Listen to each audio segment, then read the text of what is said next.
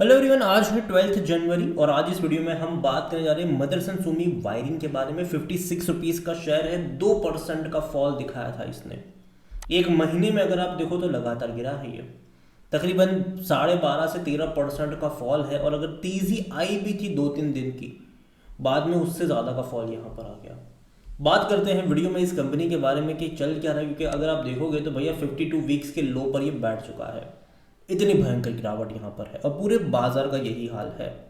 Small cap और mid cap की तो भैया हालत बद से बदतर हो चुकी है। यहाँ पर बात करना बनता भी, लेकिन उससे पहले अगर आपने अभी तक चैनल को सब्सक्राइब नहीं किया है तो प्लीज़ अभी इसे सब्सक्राइब कर लीजिए, क्योंकि आगे भी बहुत सारे वीडियोस हैं जो आपको काफ़ी ज़्यादा हेल्प करेंगे। तो 56 रुपीज़ का शेयर मदरसन सुमी वायरिंग का, और एक साल में 11% का फॉल। वॉलेटाइल जरूर रहा है, एक तेजी आई, गिरावट आई, तेजी आई थी 78 और 80 रुपीज़ पे गया था ये शेयर इंट्राडे में। उसके बाद जो गिरावट शुरू हुई वो भाई साहब कहीं नहीं रुकी। कोशिश भी करी थी ये, उससे ज़्यादा गिरा। अक्टूबर महीना बहुत ज़्यादा ख़राब रहा इनके लिए। जो मेजर फॉल था अक्टूबर में ही हमें देखने को मिला, 70 से भाई साहब 50-60 रुपए का लेवल दिखाया। कोशिश भी करी नवंबर में, ये और गिरा था ये। कोशिश भी करी थी और ज़्यादा, दिसंबर में फॉल आया। और जनवरी की भी जो शुरुआत हुई है वो और ख़राब यहाँ पर होती हमें नज़र आई है। कंपनी का अगर आप 5 साल का ग्राफ देखो तो हालांकि उतना पुराना लिस्टिंग है नहीं इसका। तेजी आई थी, गिरावट आई, बेहतरीन रफ्तार बनी थी। अब गिरावट देखने को मिल रही है। नेक्स्ट सपोर्ट जो इसका देखने को मिल रहा है वो 45 से 50 रुपए की रेंज पर है, क्योंकि सारे सपोर्ट लेवल तो ये तोड़ चुका है। जो 60 रुपए का इनिशियल सपोर्ट लेवल था वो ये तोड़ चुका है। तो जो नेक्स्ट सपोर्ट यहाँ पर है वो 45 और 50 रुपए की रेंज में, और वहाँ पर डेफिनेटली मौके बनने चाहिए। क्योंकि देखो कंपनी मुझे लॉन्ग टर्म के लिए ख़राब नहीं लगती है। अभी का अगर आप शॉर्ट टर्म देखोगे तो ऑटोमोबाइल सेक्टर में एक स्लो डाउन डेफिनेटली देखने को मिल रहा है। बिक्रियाँ बहुत कम अभी होती हुई नज़र भी, हालांकि बिक्री उस तरीके से नहीं बढ़ रही जिस तरीके से एक्चुअली में बढ़नी चाहिए। देखो कंपनी, अगर मैं इस कंपनी की बात करूँ तो ये भैया क्या करती है, वायरिंग का काम है इनका। ठीक है, गाड़ी चाहे पेट्रोल से चले, डीजल से चले, टू व्हीलर हो, फोर व्हीलर हो, हैवी व्हीकल्स हो, सब में वायरिंग इस्तेमाल होती है। और कंपनी के क्लाइंट्स की जितनी गाड़ियाँ बिकेगी उतना ही फ़ायदा इस कंपनी को भी होगा। इनके बड़े बड़े क्लाइंट्स हैं इंडिया में भी, इंडिया के बाहर भी। तो ये एक अच्छी बात है। कंपनी हालांकि बहुत ही बड़ी कंपनी, इनकी संवर्धन मदरसन अगर हम बात करें तो वो बहुत बड़ी कंपनी है, ये उसी में से अलग हुई है कंपनी। और जहाँ तक वॉल्यूम्स के बारे में देखें, 1 करोड़ से भी ज़्यादा के शेयर्स फ्राइडे को यहाँ पर ट्रेड होते हमें नजर आए थे, और 80 रुपए से गिरकर आया है ये। और अगर आप देखोगे तो ऑल टाइम लो 41 रुपीज़ का है, हाई है 80 रुपए का। और 52 वीक्स का जो लो है ये इंट्राडे का है, ऑलमोस्ट 56 रुपीज़ का है। तो ये अभी उसी के आसपास बैठा है ये। इंट्राडे में अभी पिछले फ्राइडे को ही बनाया होगा इसने ये लेवल भी।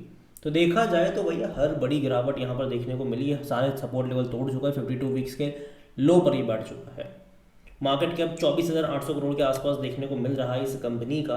और कंपनी के अगर हम वैल्यूएशन के बारे में अगर हम देखें तो भैया पी सस्ता है इसका, 37 का पी रेशियो है इसका। सेक्टर पी 45 का है।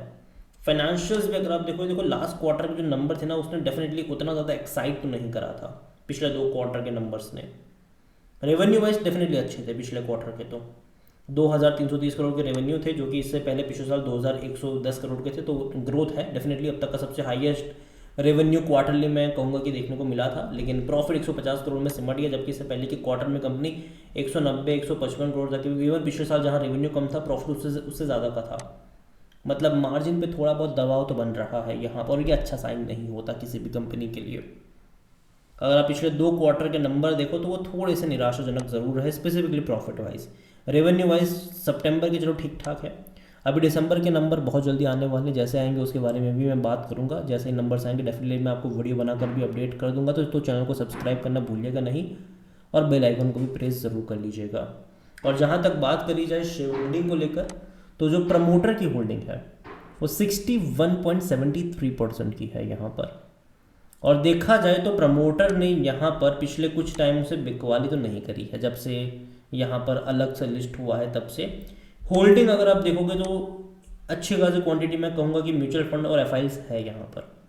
14.39% म्यूचुअल फंड के पास है, लेकिन डोमेस्टिक के पास 1.95% का छोटा सा स्टेक है। एफआईज 10.53% का स्टेक यहाँ पर लेकर बैठे हुए हैं। रिटेल यहाँ पर 8.26% पर है, और जो अदर पार्टीज है वो 3.14% का स्टेक यहाँ पर अदर पार्टीज़ के पास भी है, तो शेयर होल्डिंग पैटर्न उतनी बुरी नहीं है। और हालांकि गिरावट अगर आप देखो सितंबर क्वार्टर से ही चल रही है यहाँ पर, तब भी उतना बड़ा चेंज नहीं आया। लेकिन हाँ, देखना इंटरेस्टिंग होगा कि दिसंबर का शेयर होल्डिंग पैटर्न कैसा रहेगा, क्योंकि दिसंबर में और बड़ी गिरावट दिखाई है इसने। दिसंबर क्वार्टर अगर आप देखोगे, जनरली जो मेजर फॉल है वो अक्टूबर में ही हमें देखने को मिला है, अक्टूबर नवंबर दिसंबर में देखने को मिला है। तो कहीं ना कहीं वो टाइम इंपॉर्टेंट होगा कि भैया कौन खरीद रहा था, कौन बेच रहा था यहाँ पर। ओवरऑल अगर बात करूँ इस कंपनी की, देखो मैं कहूँ कि ऑटोमोबाइल सेक्टर में अभी भी थोड़ी बहुत मंदी रहने वाली है। और बाज़ार में पहले भी बोल चुका हूँ, मैं अब भी कहूँगा कि बाज़ार जो है, अच्छी तेज़ी जो है वो आपको अप्रैल मई से देखने को मिलेगी। तब तक जो शेयर है वो अप्स एंड डाउन्स ही होगा, खबरों के आधार पर ट्रेड करेगा। अगर बजट में कुछ अच्छा अनाउंसमेंट आ जाता है, जो कि 1 फरवरी को बजट अनाउंसमेंट होने वाला है, वहाँ पर कुछ अच्छा होगा तो शायद थोड़ी बहुत राहत मिल जाएगी ये गिरावट से।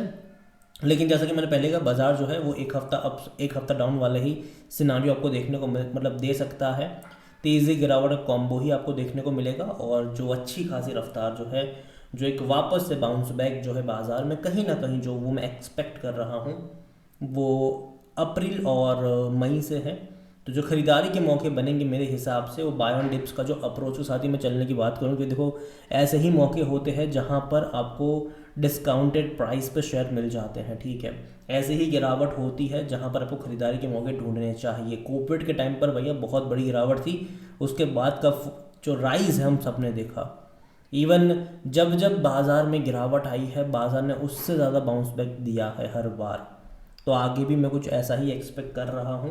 तो जो बाय ऑन, लेकिन हाँ, बाय ऑन डिप्स के अप्रोच के साथ चलना चाहिए, लेकिन अभी नहीं। मैंने पहले भी कहा था, मैं फरवरी लास्ट वीक या मार्च फर्स्ट वीक से बाय ऑन डिप्स का जो अप्रोच है वो लेकर वहाँ से आपको चलना चाहिए। अभी सिंपल सी बात है, वेट एंड वॉच।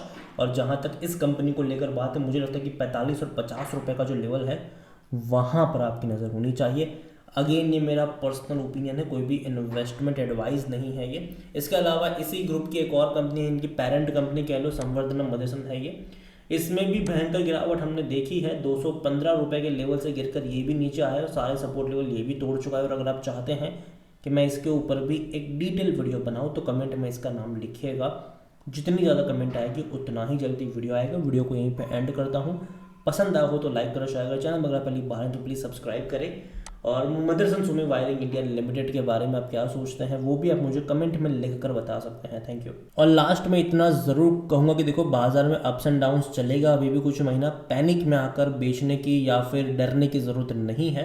बाजार जब भी गिरा है अच्छा खासा बाउंस बैक दिया है। ऐसे सिचुएशन में अच्छी कंपनियों को ढूंढिए और उसके ऊपर नज़र गड़ाए बैठिए। और जब मौका मिले, जैसे कि मैंने पहले ही कहा, फरवरी एंड और मार्च फर्स्ट वीक में आपको बाज़ार में कुछ भी ट्रेड करने के बारे में सोचना चाहिए। और तब आपके पास अच्छी खासी अपॉर्चुनिटी भी होंगी, ठीक है। ये मेरा मानना है, ठीक है। बाकी मर्जी आपकी है। Thank you.